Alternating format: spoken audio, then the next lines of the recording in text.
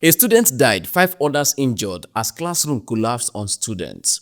Let me explain. On the 20th of February 2025, while the leaders of tomorrow were studying for tomorrow they will lead, the classroom of today collapsed on them, preventing them from seeing the tomorrow they will lead. Now, if you don't understand, let me break it down. It was school period. They were in class learning. The classroom collapsed. The school block collapsed on them. One of them died instantly and more than 4 of them were rushed to the hospital. They are still hospitalized. Now, what could have caused that? There are 2 things that could have caused that. It's either the building, that school was built with substandard material. Secondly, it's either the school block is old, that it cannot stand anymore, that it has to collapse while students were learning in the classroom.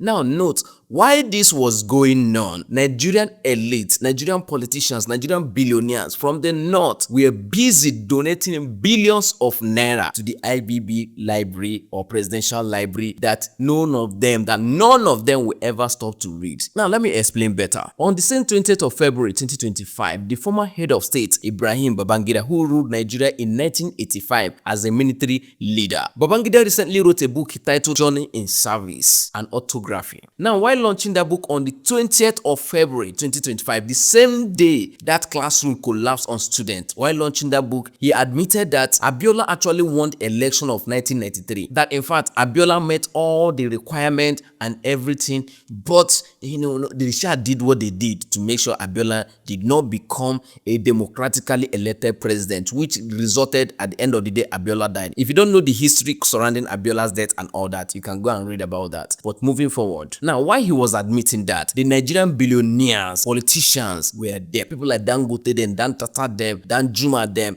Atoeze them from the southeast, they were busy donating billions of naira. Dangote donated 2 billion naira and also promised to donate 2 billion naira every year for the next 4 years, as long as the presidential library that Babangida is trying to launch exists, that he will be donating 2 billion naira. Atoeze donated 500 million naira. ABU donated 5 billion naira. Most of those people donating these billions of naira, most of them are from the north. That is the same north that classroom they collapse on students. How many times have you heard any politician from the north hold a program or a summit or fundraising program, or maybe title it poverty eradication program for the north, or Alamajiri eradication program for the north, or classroom or educational innovation for the north, or something like that, so that those politicians can come together and donate billions for the progress of the northern people? They would rather go and donate billions of naira to IBB that want to build a presidential library that none of them will read. None of them will read it. The National Library has been under construction for more than 30 years. They've not completed it. It's in Abuja. But guess what? The National Mosque is completed. They don't complete and 30. The National Church, National whatever Christian Center has been completed. So when I come on your screen and tell you that the northern politicians are wicked, don't doubt me. They know what they're doing. They have the finance. They have the money. You see that 2 billion naira that Dangote wants to be donating every year for IBB's library or presidential library. If Dangote donates that money every year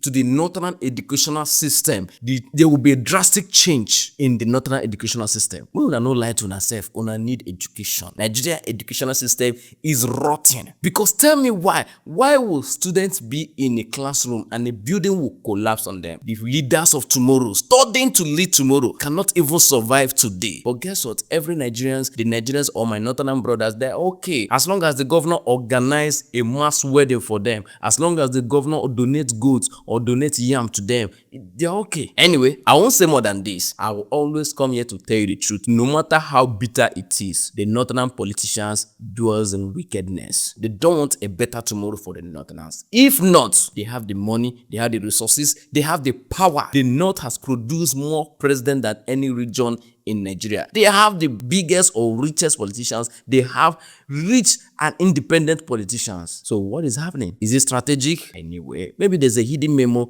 that me have not read. But I can't say more than this. I will only say this for the sake of tomorrow. Anyway, tell me what you think about this. But before you do, don't also forget. Enjoy your weekend.